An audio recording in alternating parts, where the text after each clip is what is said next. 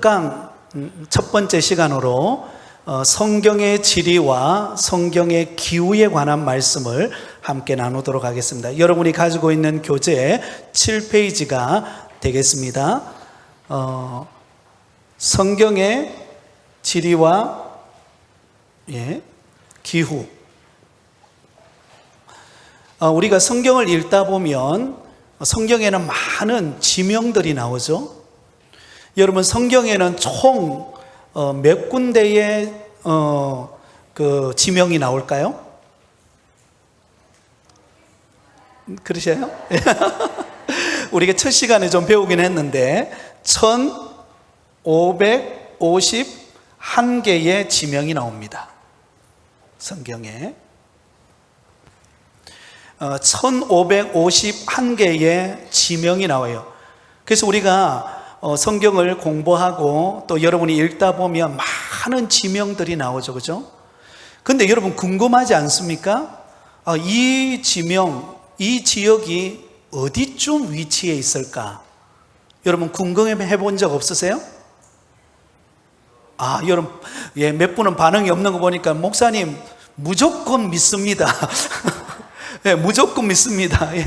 그런데 여러분, 우리가 지명이 어디에 위치해 있는지, 또 그리고 이 지명을 통해서 어떤 의미를 가지고 있는지 성경의 지리와 기후를 이해하면은요, 성경을 보는 눈이 달라집니다.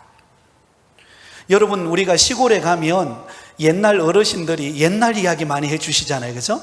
옛날에 하면서 막 이야기해줘요. 근데 한참 듣다 보면 이게 어디에서 있었던 이야기인지를 몰라요, 그죠? 그래서 할머니는 막 지어내면서 이야기를 하잖아요. 근데 여러분, 성경은 지어낸 이야기일까요? 아니면 역사적 사실일까요? 네, 그렇죠. 이건 분명합니다. 역사적 사실이기 때문에 분명한 지명이 있고, 그리고 그 지명이 담고 있는 의미가 분명하게 있습니다. 그래서 우리가 성경을 읽을 때 역사적인 사실로 읽어나가기 때문에 그 속에 담긴 의미를 우리가 찾게 되는데요, 특별히 성경에, 구약 성경에 주로 나오는 지명들은 다 이스라엘과 관련되어진 지명들이에요. 자, 그래서 우리가 오늘 살펴보게 될 건데요, 뒷페이지를 넘기시기를 바랍니다. 우리가 지난 시간에 배웠던 빵 이야기 기억나시죠? 네, 빵 좋아하시는 분 한번 손 한번 들어보세요. 빵 좋아하시는 분. 네, 손 내리시기 바랍니다. 네. 자, 지난주에 우리가 빵 그림을 그렸는데요, 이거는 사실 수역에 따라 그려진 지도입니다. 네, 수역이라고 하는 것은 뭐냐면 강을 중심으로 만들어진 지도라는 이야기입니다. 대부분이 지역을 나눌 때에 그 중심에는 뭐가 있습니까? 강이 있습니다. 서울에도 보면 한강이 있죠. 한강에도 나누어서 위는 강북, 아래는 강남, 이렇게 나누어지죠. 부산 주변을 덮고 있는 강은 어떤 강이죠? 가장 큰 강, 낙동강, 그죠? 낙동강, 그렇죠?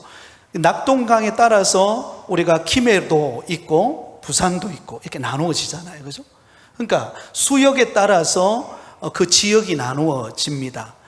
그래서 성경도 마찬가지예요. 성경도 구약 성경의 이야기가 강을 중심으로 해서 지역이 나누어져 있어요. 자, 우리 그림을 한번, 여러분이 가지고 있는 교재에는 나와 있습니다. 그림을 한번 그려보겠습니다. 자, 여러분들이 먹고 싶은 만큼의 뭘 그리라 그랬죠?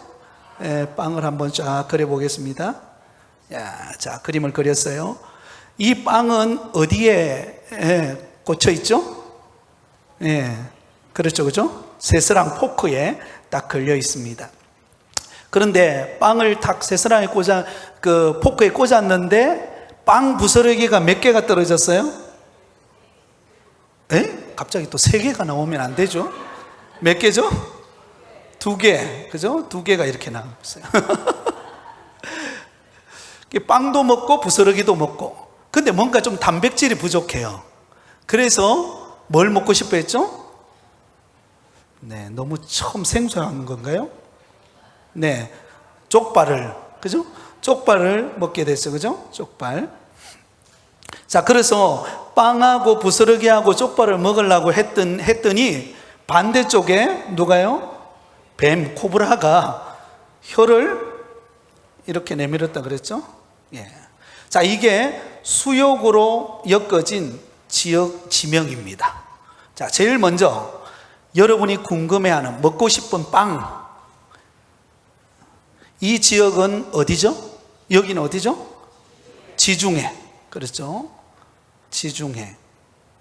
지중해라고도 하고 또 다른 표현으로는요, 대해라고도 합니다. 그래서 성경에 보면 대해라고 많이 나와요. 대해라고 나옵니다. 자, 그리고 밑에 포크 모양, 삼색으로 된 포크 모양은 뭐를 가리키죠? 나일강. 나일강을 가리킵니다. 그리고 빵 부스러기를 보면 위에 있는 자그마한 동그라미는 여기는 어딜까요? 갈릴리. 그죠? 갈릴리. 그리고 중간에 쭉 연결되어진 약 한 100km 정도 연결이 되어 있습니다. 여기는요? 예, 그렇죠. 요단강. 그리고 맨 밑에 여기 큰 강은 어디죠? 사해. 사해죠. 그리고 쪽발 모양의 강은 어딜까요? 홍해죠, 그죠? 홍해.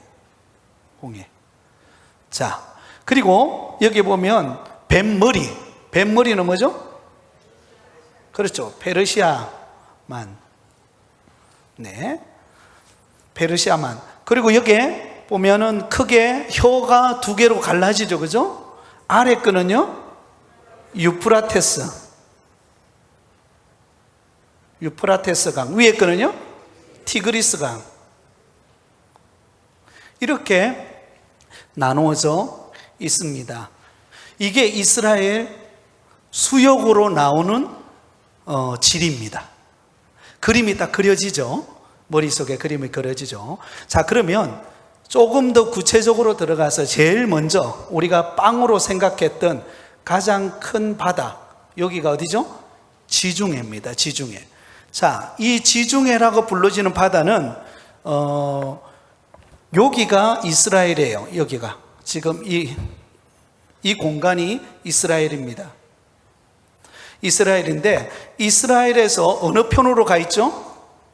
왼쪽에 위치해 있는 것이 지중해, 대해입니다. 대해가 이렇게 엮어져 있습니다. 자, 그리고 두 번째 보면은 갈릴리 바다가 있죠, 그죠? 성경에 여러분 교재에 보면 갈릴리 바다가 나옵니다. 이 갈릴리 바다. 그런데 본래 이 갈릴리 바다는 바다일까요? 호수일까요? 본래는 뭐죠? 네, 호수입니다. 호수인데 왜 바다라는 표현을 썼을까요? 히브리어에는요, 물이 많다라는 표현을 바다 외에는 다른 표현을 쓰지를 않기 때문에 그래요. 그래서 호수도 바다라고 불러요. 자, 그런데 이 갈릴리 바다는 여러 이름이 있습니다. 크게 보시면 총 4개의 이름으로 나누어지죠, 그죠? 성경에 보면, 사복음서에 보면 이 4개의 이름이 나와요. 제일 먼저 긴네렛이라는 이름이 나옵니다. 이 긴네렛이라고 하는 이름은 왜 생겼는가 하면 튕겨서 울린다라는 뜻이에요. 원래의 의미는 긴네렛이라는 뜻은 튕겨서 울린다. 마치 하프 모양이 되어, 이 생김새가, 그죠? 약간 이런 식으로 생겼거든요. 이런 식으로. 예. 그 갈릴리 바다가. 그러니까 어때요? 하프를 이렇게 연주하듯이 튕겨서 울린다고 해서 긴네렛이라는 표현을 씁니다. 긴네렛 호수, 이렇게 표현을 합니다. 그 다음에 두 번째로는 그냥 원래 그 이름대로 갈릴리, 그죠? 갈릴리 바다라는 표현을 씁니다. 갈릴리라는 말은 이 지역이 어디 지역이에요? 예. 갈릴리 지역이기 때문에 그래요. 지방이기 때문에 그렇게 표현합니다. 그 다음에 세 번째는요, 게네사렛. 게네사렛 호숫가라고도 표현을 하는데요, 이 게네사렛이라고 하는 뜻은 뭐냐면 왕자의 정원이라는 뜻입니다. 왕자의 정원. 그만큼 경관이 굉장히 아름답습니다. 아마 언제 우리가 기회가 되면 성지순례를 한번 갈 수 있는 기회가 있으면 좋겠는데요, 가면 갈릴리 바다를 보면요 굉장히 아름다워요. 주변도 아름답고 또 배 타고 중간에 들어가도 굉장히 아름답습니다. 그죠? 우리가 연상하는 그 이상으로 굉장히 아름다운 곳인데요, 그만큼 왕자의 정원이라고, 아름다운 정원처럼 그렇게 보여요. 그래서 게네사렛이라고 부릅니다. 그리고 마지막은요, 디베랴. 디베랴 바다라고 부르는데요, 이 디베랴라고 부르는 이유는 로마 황제 헤롯 왕이, 이스라엘의 왕이었던 헤롯이 로마 황제였던 티베리우스에게 아부하기 위해서 잘 보이기 위해서 세운 도시가 있었는데 그게 디베랴예요. 근데 이 디베랴라고 하는 도시가 갈릴리 호수하고 가까이 있어요. 그래서 디베랴라고 그렇게 부른다라는 것입니다. 그래서 우리가 사복음서에 보면은요, 갈릴리 바다를 이렇게 4가지 지명의 이름으로 이렇게 나누어서 그렇게 부른다라는 것을 우리가 인식하면 될 것 같습니다. 자, 그러면 다시 돌아갑니다. 갈릴리 바다의 밑에 보면 쭉 사해까지 연결되어져 있는 이 강이 어떤 강이에요?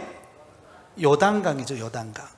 요단강은 갈릴리로부터 사해까지의 그 거리가 요단 계곡을 따라 약 한 100km 정도 연결되어 있습니다. 굉장히 길죠. 100km 정도 쭉 연결이 되어 있습니다. 그런데 이 요단강의 물이 어디서부터 오는가 하면 갈릴리 바다를 통해서 오는데요, 그 위에 한 이쯤에 산이 하나 있어요. 산. 이게 뭐냐면 헐몬산이라는 데가 있습니다. 헐몬산, 여기가 헐몬산이라는 데서부터 눈이 녹아서 물이 흐르는 거예요.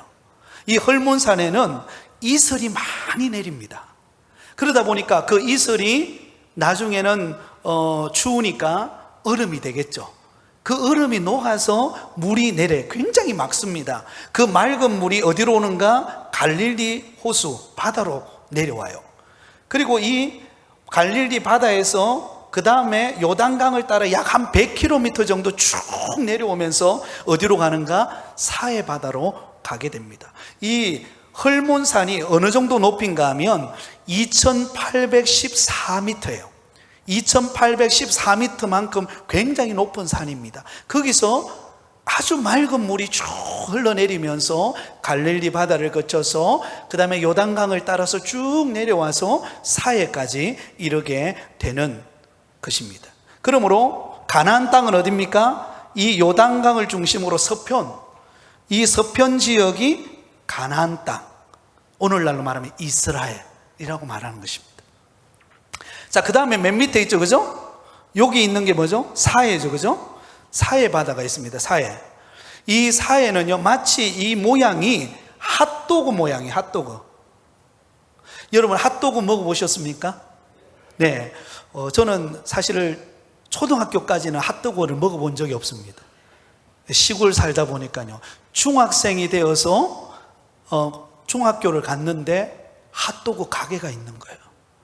정말 먹고 싶어가지고, 정말 용돈을 아끼고 해가지고 핫도그 그 하나 사가지고는요, 또 빨리 먹으면은 막 아깝잖아요. 그래서 마치 핥아 먹듯이 천천히 먹었던 기억이 납니다. 여러분, 요즘 핫도그는요 마음에 안 들어요. 왜냐하면 너무 얇아요. 시골 핫도그는요 이만합니다. 엄청 큽니다.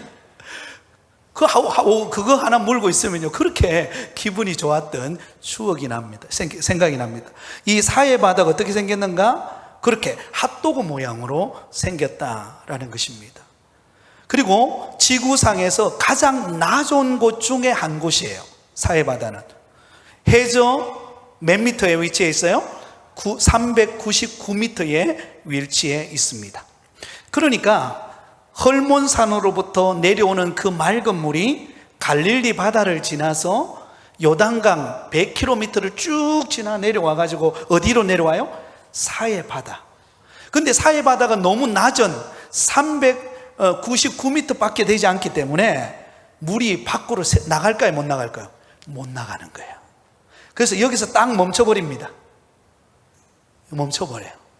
그래서 바다를 어떤 바다라고요? 죽은 바다라고 말해요. 왜? 물을 흘러보내지를 못하니까, 거기에 가두어져 있으니까 어때요? 거기서 썩기 시작하고, 거기서 이렇게 정발이 일어나기 시작하고, 그래서 이곳이 소금 바다가 된 거예요. 제가 성지순례를 한 4, 5년 전에 갔던 것 같아요. 하도 오래 전에 가가지고 다 잊어먹었는데요, 하나는 기억해요. 사해바다에서 붕 떴던 기억이 나요. 제 몸이 이렇게 붕 뜨더라고요. 그래서 아마 여러분들도 혹시 사해바다 갈 기회를 한번 만들면 좋겠는데요, 가면 여러분 걱정하지 마세요. 다 뜹니다. 다 떠요. 다 뜨니까 걱정 안 하셔도 될 것 같습니다. 자, 그래서 사해바다입니다. 그래서 여기서 우리는 한 가지 아주 중요한 교훈을 얻을 수가 있죠. 갈릴리 바다와 사해바다의 차이점. 갈릴리 바다에는 뭐가 많을까요? 물고기가 엄청 많습니다. 여기는요, 그물 던지기만 하면은요, 물고기가 나와요. 그만큼 물고기가 많습니다. 시몬 베드로가 그 어부 출신이잖아요. 그만큼 물고기가, 베드로 고기라는 것도 있습니다. 그만큼 물고기가 많고 굉장히 물이 맑습니다. 그런데 사해바다는 어때요? 물고기가 살 수 없습니다. 물고기 한 마리 없어요. 그것은 여러분, 갈릴리 바다는요, 받은 은혜를 어떻게 하죠? 흘려보내니까. 받은 은혜를 나누고 흘려보내니까 갈릴리 바다는 어떻게 될까요? 점점 더 풍족해지고 더 늘어나는 거예요. 그러나 사해바다는 받기는 하는데 뭐 하지 않아요? 흘려보낼 수가 없으니까 죽은 바다가 되는 거예요. 그러므로 우리는 갈릴리 바다와 같이 받은 은혜를 흘려보내는 그런 살아있는 은혜와 믿음이 되기를 예수님의 이름으로 축복합니다. 자, 그 다음에 여기 보면 포크 모양이 나옵니다. 포크 모양. 이 포크 모양이 뭐예요? 나일강이에요. 나일강. 이 나일강은 애굽에 있는 강인데요, 애굽의 젖줄이라고 말합니다. 애굽의 젖줄이 나일강이에요. 그래서 애굽 땅에는 항상 어때요? 물이 풍족하니까 농사가 잘 돼요. 그래서 여러분 기억나시죠? 아브라함이 약속의 땅 가나안 땅에 딱 들어왔는데 기근이 찾아오잖아요. 그래서 아브라함이 어디로 내려갑니까? 애굽으로 내려가잖아요. 왜 내려갑니까? 거기에는 나일강이 있으니까요. 거기는 풍족하니까, 아무리 가뭄이 와도 나일강이 있기 때문에 부족함이 없는 것입니다. 그래서 이 나일강이 흘러서 지중해로 들어갑니다. 그래서 이 나일강은, 애굽 사람들은 이 나일강이 있기 때문에 부족함이 없어요. 그래서 이 나일강을 애굽의 교만으로 표현되어 있습니다. 성경에는. 왜? 물이 부족하지 않으니까. 여러분, 하나님을 찾겠습니까? 안 찾겠습니까? 안 찾겠죠, 그죠? 모든 게 만족되니까 교만한 거예요. 여러분, 우리가 부족할수록 하나님의 은혜를 구하고 더 겸손하는 저와 여러분 되기를 바랍니다. 그럴 때 하나님께서 우리 가운데 채워주시는 것을 볼 수가 있습니다. 그리고 이쪽 편에, 반대편에 두 가지 이렇게, 그죠? 갈라지죠, 그죠? 아래 것은 유프라테스 강, 위에는 티그리스 강으로 나누어지는데요, 이 지역이 어디냐면 여러분들이 아마 그 세계사 때 배웠던 여기가 뭐예요? 바로 메소포타미아 문명이 발생 지역입니다. 이곳이 메소포타미아 문명, 메소포타미아라고 말합니다. 이 땅이. 그리고 그 밑에 보면 이게 페르시아만인데요, 뱀의 머리가 페르시아만인데요, 이것은 여기가 바로 인도양, 여기가 인도양인데요, 인도양하고 연결이 되어 있어요. 그래서 이 페르시아만으로 연결이 되어 있는 곳이다 라고 보면 되겠습니다. 이제 하나 남았죠, 그죠? 족발, 그죠? 예, 족발 모양에 나와 있는 게 여기가 어디냐면 홍해죠. 홍해. 이 홍해는요, 여기가 시나이 반도인데요, 여기가 시나이 반도인데, 시나이 반도 바로 밑에 쪽발 모양의 홍해가 있습니다. 그래서 이스라엘 백성들이 출애굽해가지고 홍해를 건너가잖아요, 그죠?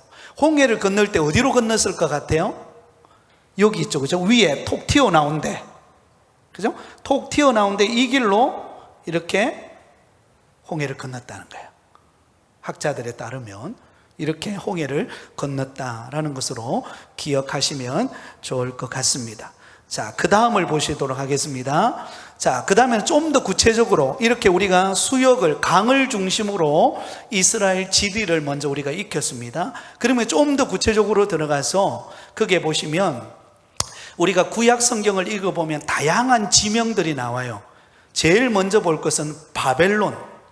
바벨론이 어디에 위치해 있을까? 바벨론은요, 그게 적혀 있죠. A 해가지고 바벨론이 적혀 있죠. 바로 뱀의 혀가 갈라지는 곳, 여기가 바벨론이에요. 바벨론. 이곳이 바벨론 지역입니다. 예. 이곳에는 메소포타미아 문명도 발달했고, 여기에 뭐가 있냐면 아브라함의 고향인 갈대 우르가 바로 여기에 있습니다. 그죠? 거기에 있다라는 것입니다. 자, 그 다음에 두 번째로는 가나안 땅. 가나안 땅이 어디라 그랬죠? 이스라엘 땅, 그죠? 아까 이야기했죠. 헐몬산으로부터 갈릴리 바다와 요단강 100km, 그리고 밑에 사해까지, 여기 연결되어지는 이쪽에, 그죠? 왼쪽인가요? 이쪽에. 네, 서쪽에 있는 이 지역을 일컬어서 뭐라고요? 가나안 땅이라고 말합니다. 가나안 땅. 여기가 가나안 땅이에요. 그죠? 자, 그런데 이 가나안 땅을 이스라엘이라고 말하죠. 그죠? 언약의 민족의 땅이라고 해서 이스라엘. 그것은 여호수아 시대 때에 이스라엘 땅이라고 불렀어요. 그런데 로마 황제, 신약 시대에 와가지고 로마 황제가 이 땅을 팔레스타인이라고 부릅니다. 이 팔레스타인. 여러분, 팔레스타인이라는 말을 들어보셨죠? 지금도 듣고 계시죠? 예. 이 팔레스타인이라고 부르는 이유는, 팔레스타인은 뭐냐면 블레셋의 땅이다라는 뜻입니다. 그래서 로마가 지형을 나눌 때 이곳을 블레셋의 땅이다라고 해서 팔레스타인이라고 이름을 지었습니다. 그러므로 사실 똑같은 이야기입니다. 가나안 땅, 이스라엘, 팔레스타인, 같은 곳입니다. 바로 이 지역, 여기가 바로 이스라엘 팔레스타인 지역이라는 것을 아시면 되겠습니다. 자, 뒤로 넘기시기 바랍니다. 그 다음에 나일강이 있는, 그죠? 나일강이 있는 이곳이 어느 나라일까요? 여기가 애굽입니다. 애굽. 여기가 애굽입니다. 애굽. 나일강 주변에 아주 오래된 문명, 나일강 문명, 여러분 들어보셨죠? 그죠? 여기가 애굽 땅이다라는 것입니다. 그래서 요셉이 애굽에 팔려가잖아요. 그죠? 팔려가서 여기가 고센 땅인데, 요 근처가, 이 고센 땅에서 살고 있다가 나중에는 그의 가족 70명이 건너와서 거기에서 큰 민족을 이루어서 약 한 200만 명을 이루어서 출애굽해 나가잖아요. 그 과정이 여기 연결되어진다. 바로 이 지역이라는 것을 우리가 알 수가 있겠습니다. 자, 그 다음에 북이스라엘을 멸망시켰던 나라가 어디입니까? 아수르예요. 아수르. 이 아수르라는 지역을 앞으로 한번 넘겨보세요. 아수르라는 위치가 어디 있죠? 예, 여기에 그 두 개의 혀가 나누어진 유프라테스 강 바로 위쪽에, 옆에 위쪽에 이 정도가 아수르가 있어요. 아수르. 이 아수르는 어디가 가깝겠습니까? 남유다가 가깝겠습니까? 북이스라엘이 가깝겠습니까? 북이스라엘이 가깝겠죠. 그래서 북이스라엘을 점령합니다. 언제요? BC 722년에 북이스라엘 멸망시키는 나라가 아수르입니다. 그리고 페르시아는 어딘가 하면, 한 장을 앞으로 넘겨보세요. 페르시아, 그게 이 해가지고 페르시아 화살 표시가 되어 있죠. 그죠? 요게 뱀의 머리 바로 이쪽에 오른쪽 위쪽, 여기가 페르시아입니다. 이게 페르시아. 이 페르시아가 사실은 여기 있던 바벨론이 북이스라엘 점령한 아수르를 점령하죠. 그 다음에 페르시아가, 신흥 강대국인 페르시아가 그 바벨론 전체를 점령하죠. 그죠? 그러면서 이스라엘 전체를 페르시아 제국이 정복하게 되었다는 것을 알 수가 있습니다. 그죠? 그게 나오네요. 구약 성경에 나오는 마지막 초강대국으로 바벨론을 멸망시킨 나라가 있는데 바로 그곳이 페르시아, 지금은 이란입니다. 이란이 페르시아 제국이에요. 자, 그 다음에 조금 더 구체적으로 크게 보시면 그림이 나오죠. 자, 그 그림은 아까 제가 말했던 것처럼 가나안 땅, 여기를 말합니다. 여기에 이 지역이 바로 이스라엘 가나안 땅, 그리고 팔레스타인 지역을 말합니다. 그 지역 안에 있는 중요 지명의 이름이 있어요. 크게 보면 예루살렘. 자, 예루살렘을 한번 찾아보세요. 여러분 그 교환에 예루살렘 찾으셨습니까? A 해가지고 예루살렘이 있죠, 그죠? 이 예루살렘이라는 뜻은 한번 따라합니다. 평화의 도시. 예, 예루살렘이라는 뜻은 평화의 도시라는 뜻입니다. 이스라엘의 중심 도시죠, 그죠? 수도죠. 자, 그 다음에 사마리아가 B 나오죠, 그죠? 사마리아 찾으셨나요? 이 사마리아는 북이스라엘의 수도예요. 남유다와 북이스라엘로 나눠졌을 때 북이스라엘의 수도가 됩니다. 언제 수도가 되는가 하면 아합 왕의 아버지였던 오므리 때 수도가 돼요. 그 다음에 세 번째, 가브나움.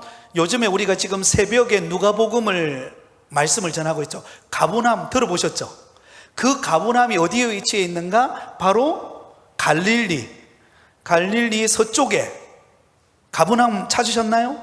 네, 가브나움. 여기가 예수님이 갈릴리 북쪽 이 지역에, 여기가 어업도시인데요, 갈릴리 바다가 바로 붙어 있는 곳인데 여기를 중심으로 해서 공생의 사역 초창기를 시작합니다.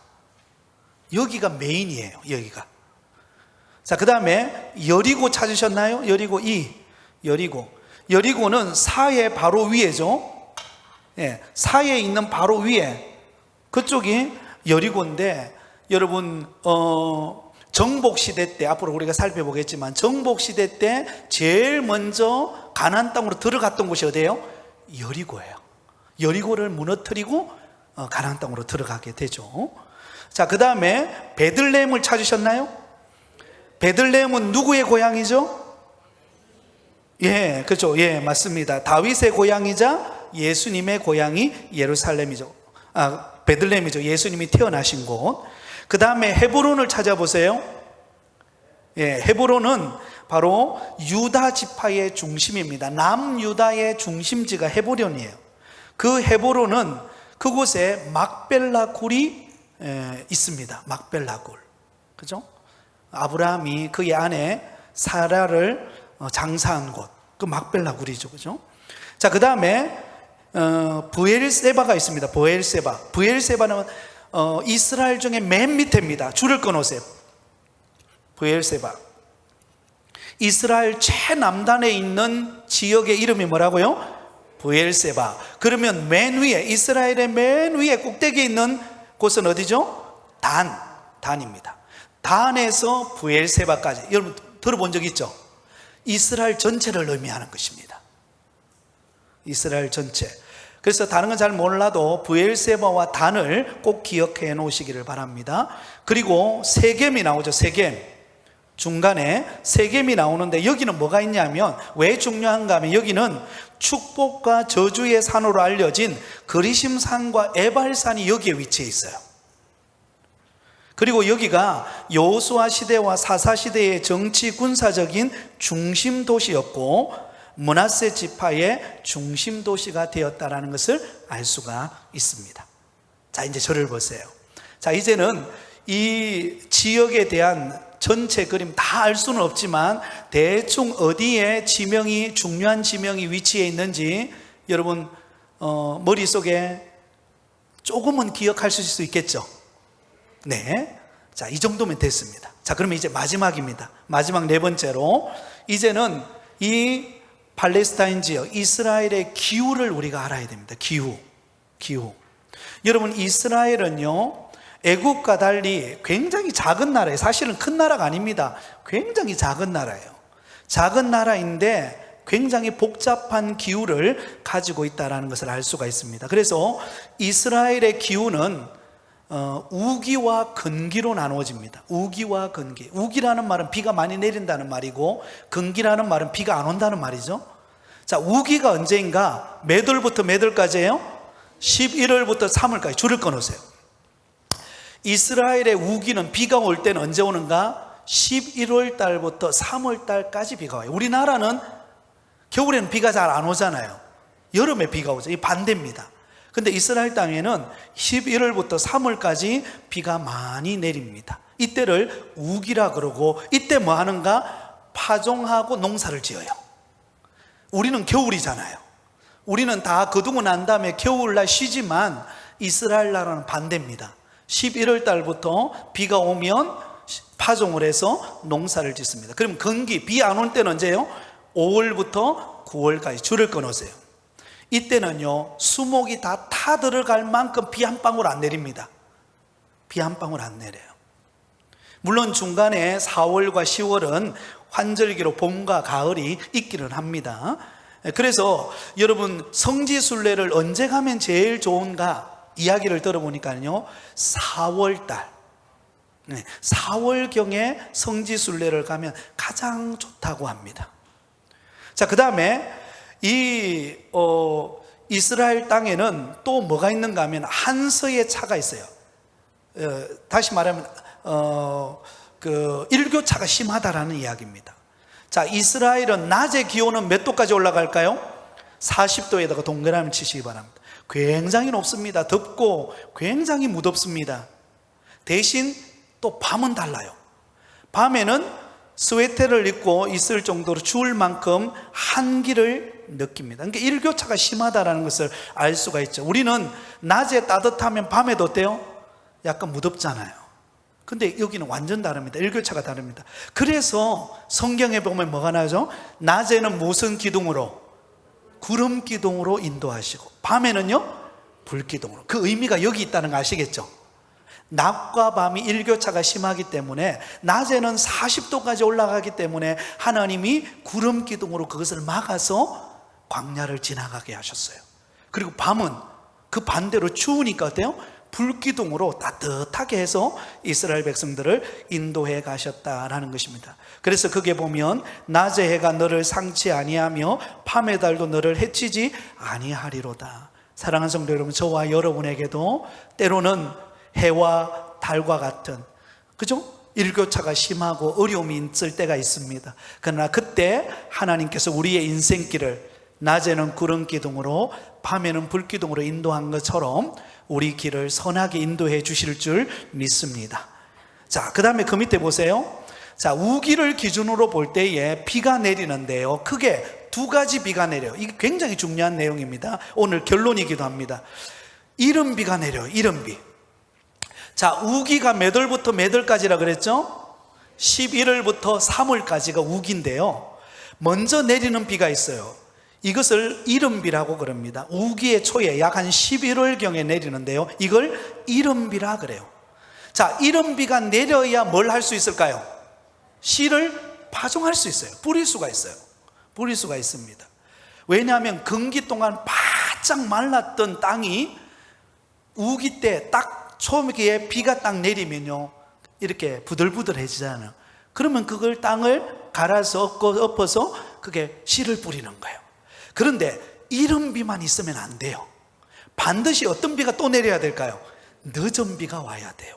이거는 우기 말미에 오는 비인데요, 약 한 3월경 그때 오는 비인데요, 이걸 늦은 비라 그럽니다. 늦은 비. 근데 이 늦은 비가 왜 반드시 와야 되는가? 늦은 비가 와야 그 곡식을 어떻게 할까요? 정산시킨다는 거죠. 다시 말하면 알이 꽉 차도록, 당분이 가득하도록 만드는 역할을 해주는 비가 어떤 비예요? 늦은 비예요. 늦은 비. 근데 만일 늦은 비가 제때 오지 않으면 어떻게 될까요? 그 파종한 거는 어떻게 될까요? 말라버리는 거예요. 사라져버려. 아무리 땀 흘리고 수고해놔도 제대로 된 수확을 거둘 수가 없습니다. 그래서 이스라엘 지행은요, 누구만 바라봐야 될까요? 하나님만. 애굽 사람들은 뭘 바라보고 살았죠? 어느 강? 나일강, 물이 풍족하니까 애굽 사람들은 교만해요. 그죠? 교만해요.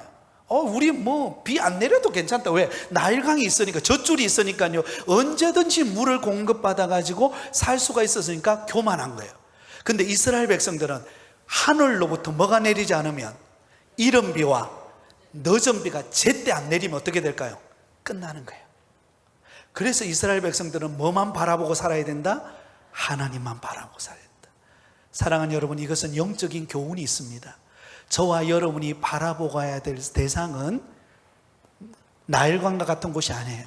누구만 바라봐야 돼요? 하늘만 바라봐야 돼요. 하나님만 바라보면 하나님이 때를 따라 이른 비와 늦은 비를 주셔서 우리의 필요와 여건을 채워주실 줄 믿습니다. 자, 비가 내리는 유행에는 여러 가지 유행이 있는데요, 이슬비가 내리고요, 소낙비가 내리고, 폭우가 내리고, 장마비가 내려요. 그런데 여러분, 우리가 보세요. 우리나라 이슬은 사실 몇 방울 안 내리잖아요. 아침에 조금 내렸다 끝나잖아요. 근데 이스라엘의 이슬비는요, 굉장히 촉촉합니다. 그래서 그것 가지고도 농사 지을 수 있어요. 농사를 지을 수 있을 만큼 내립니다. 여러분, 우리나라 1년 강수량이 얼마나 될까요? 우리나라 1년 강수량이 약 1300mm라고 합니다. 그런데 이스라엘 강우량은 1년 동안 다 내려봤자 625mm 밖에 안 내려요. 그죠? 거의 막 절반 정도밖에 안 내리는 거예요. 그러니까 이스라엘 백성들은 늘 하나님을 바라보면서 하나님이 비를 내려주시기를, 하나님이 이른 비와 늦은 비를 내려주시기를, 하나님을 찾고 의지할 수밖에 없는 그 지형, 딱 이 지형에다 뭘 만들어 놨어요? 약속의 땅, 가나안 땅을 만들어 놓은 거예요. 기가 막히죠? 저와 여러분의 인생도 그와 같습니다. 하나님 의지하지 않으면 주변에 강대국들이 얼마나 많습니까? 페르시아, 바벨론, 그 다음에 여러분 아수르, 그리고 여기 밑에는 애국, 끊임없는 강대국들이 쪼아붙이죠. 그죠? 그러니까 이스라엘 백성들은 누만 바라봐야 돼요? 하나님만 바라봐야 되는 거예요. 날씨나 기후나 모든 조건이 그와 같은 것이, 하나님이 그런 기가 막힌 곳에 이스라엘 민족의 약속의 땅, 젖과 꿀이 흐르는 가나안 땅을 주셨다라는 것입니다. 자, 이제 마지막입니다. 바람. 동풍이 불어와요. 동풍은 뜨거운 바람을 말합니다. 이거는 건기 때 불어오는 바람입니다. 바람이에요. 그러나 대해에서 불어오는 바람이 있어요. 대해는 어디죠? 지중해죠. 지중해에서 불어오는 바람은 큰 비를 몰고 오는 바람입니다. 그래서 적절하게 동해와 동풍과 대해가 불어가야만이 비가 내리고 또 수확을 할 수 있는 그런 과정을 거친다라는 것을 보여줍니다. 자, 이제 책을 덮어주세요. 오늘은 우리가 성경의 지리와 기후에 관한 내용을 살펴보았습니다. 여러분, 이스라엘이라는 나라가 참 재밌어요. 이스라엘이라고 하는 나라는 전적으로 하나님을 의지하지 않으면 주변 강대국들과 또 날씨와 여건이, 여러분, 하나님 의지하지 않으면 살아갈 수 없는 곳이에요. 하나님을 의지해야 늦은 비와 이른 비가 내려요. 동풍이 불고 또한 그 지중해로부터 바람이 불어와서 비를 주시는 거예요. 지중해성 기후니까요. 그러므로 하나님만 바라보게 만든 장소가 바로 이곳입니다. 하나님이 기가 막힌 곳에다가 딱 이스라엘 백성들을 밀어놓으신 거예요.